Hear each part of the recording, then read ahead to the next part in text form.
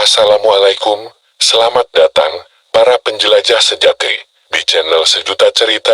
Di sini, kita akan merambah jauh ke dalam sejarah yang terlupakan, memecahkan misteri yang tersembunyi, dan mengungkap cerita-cerita yang menakjubkan dari sudut-sudut dunia yang terpencil. Di video kali ini, saya akan membawa Anda dalam perjalanan yang mengesankan ke asal-usul sebuah kota yang kaya akan sejarah dan kebudayaan, yaitu kota Wonogiri.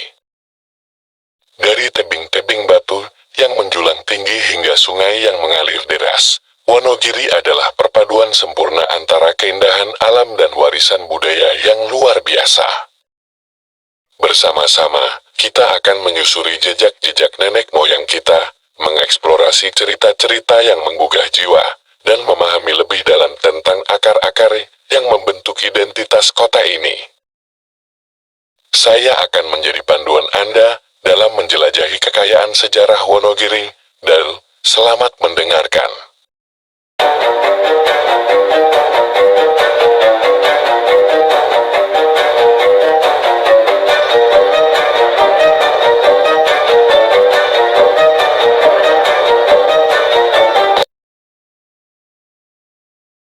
Asal-usul Wonogiri tak lepas dari kisah Raden Mas Said, atau Pangeran Sambernyawa. Dalam bahasa Jawa, Wonogiri berasal kata wana hutan dan giri gunung. Hutan dan gunung sangat tepat menggambarkan kondisi geografis Kabupaten Wonogiri yang sebagian besar terdiri atas hutan, sawah, dan pegunungan. Kabupaten Wonogiri secara geografis terletak di tenggara Provinsi Jawa Tengah. Wonogiri pada sebelah utara berbatasan dengan Kabupaten Sukoharjo dan Kabupaten Karanganyar, sedangkan di sebelah timur berbatasan dengan Kabupaten Ponorogo dan Kabupaten Pacitan yang masuk wilayah Provinsi Jawa Timur, sementara sebelah selatan berbatasan dengan Laut Selatan, dan sebelah barat berbatasan dengan Yogyakarta. Kabupaten Wonogiri mempunyai luas sekitar 1.822,37 km persegi dengan mata pencaharian penduduk sebagian besar petani dan peternak. Masyarakat Wonogiri banyak juga yang berprofesi sebagai pedagang dan merantau ke kota-kota besar. Di perantauan, mereka berdagang bakso, mie ayam, bakso cilok, jamu tradisional, dan masih banyak lainnya. Asal-usul Wonogiri pada masa lalu menjadi basis perjuangan Raden Mas Said melawan penjajahan Belanda.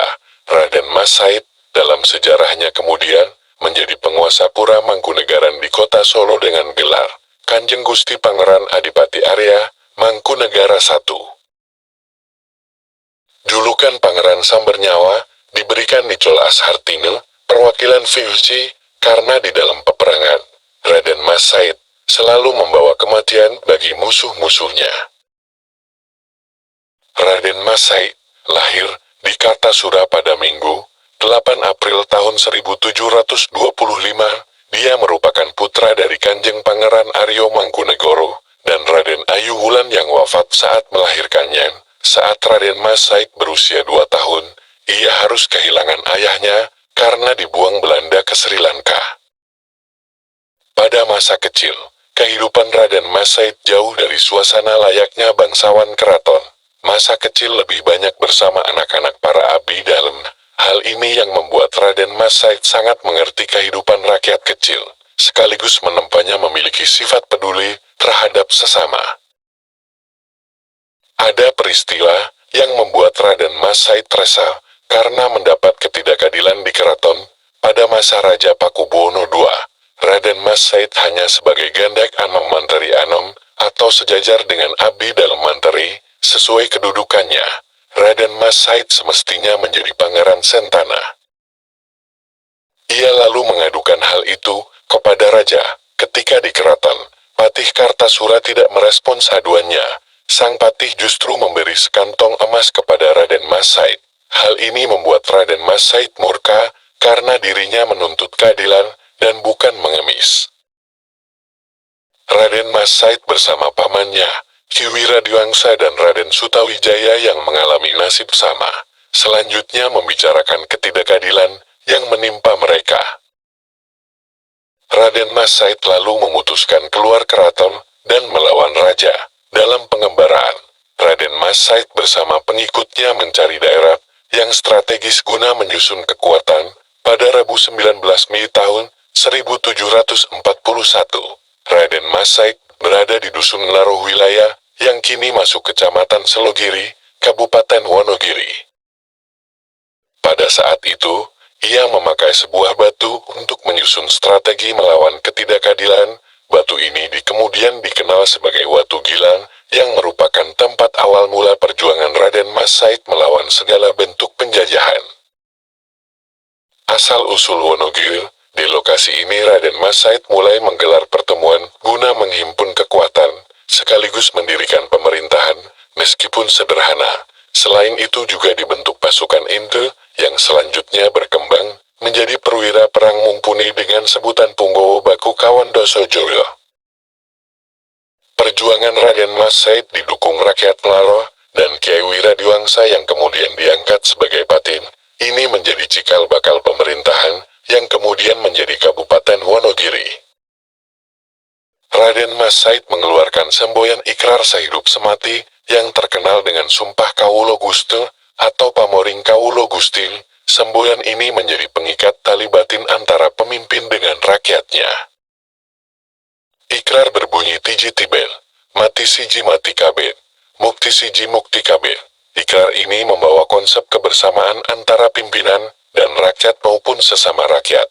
Raden Mas Said juga menciptakan konsep manajemen pemerintahan yang dikenal sebagai Tridharma, yakni Mulat Sarirahang Rasawani, Rumangsa Meluhandar Beni, Wajib Meluhang Rungkebi. Raden Mas Said merupakan tokoh yang gagah berani melawan musuh, meskipun hanya dengan prajurit sedikit, ia tidak akan gentar. Raden Mas Said sebagai sosok panglima perang yang mumpuni, selama hidup, ia sudah melewati sekitar 250 pertempuran tanpa mengalami kekalahan. Kehebatan ini membuatnya mendapat julukan Pangeran Samber Nyawa, karena dianggap sebagai penebar maut penyambar nyawa bagi musuh di pertempuran. Raden Mas Said memiliki taktik pertempuran yang mumpuni, serta bergerilya.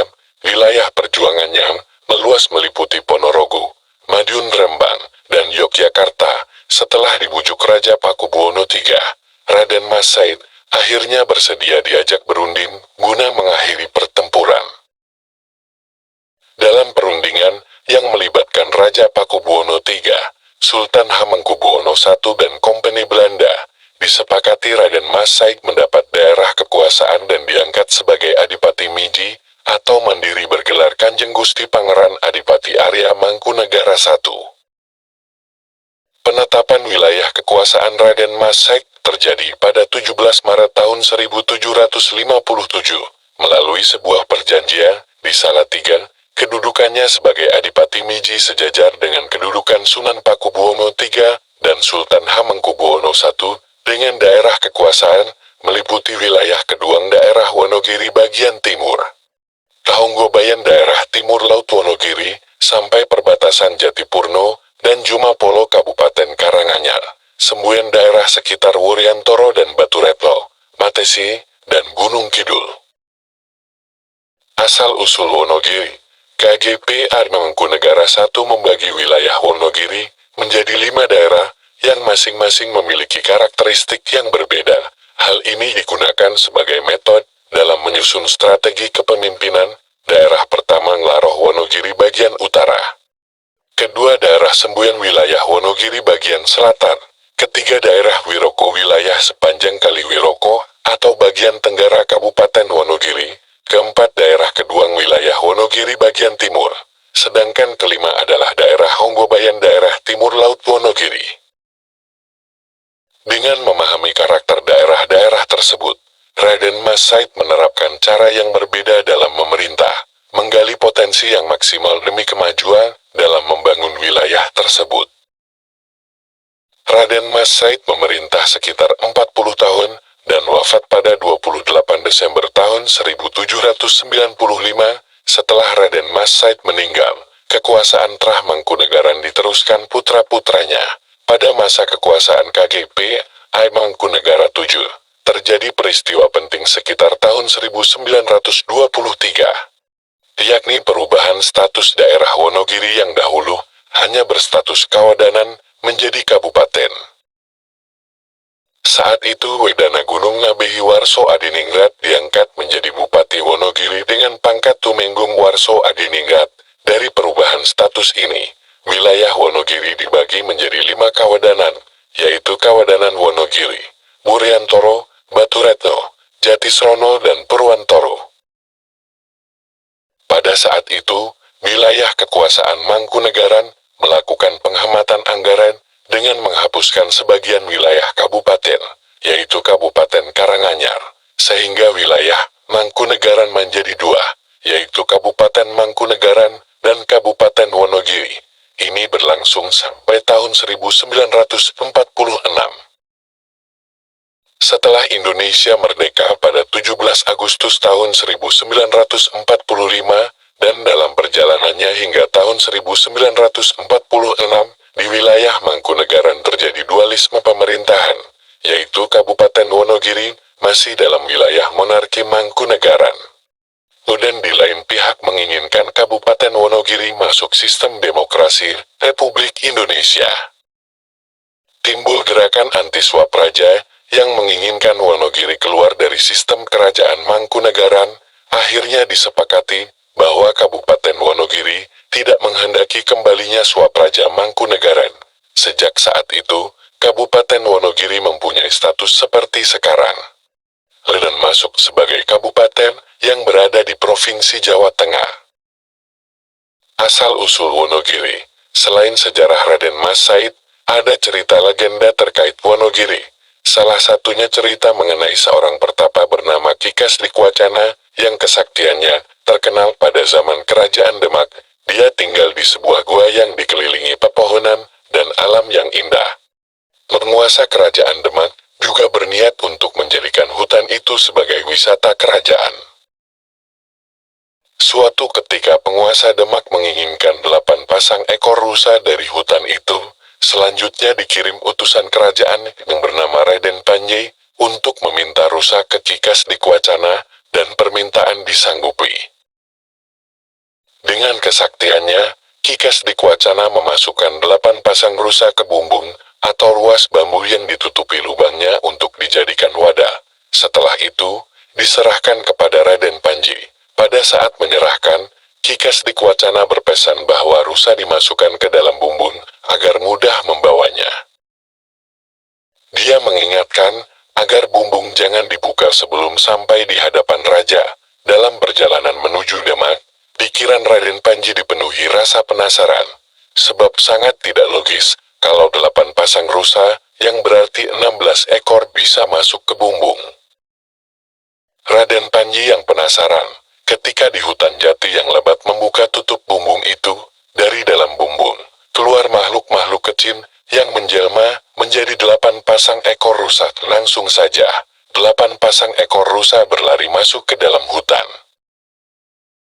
Raden Panji berusaha mengejar rusa yang berlarian ke dalam hutan sampai kopiahnya jatuh ke tanah. Namun usahanya dalam mengejar rusa gagal. Raden Panji menyesal dan sedih.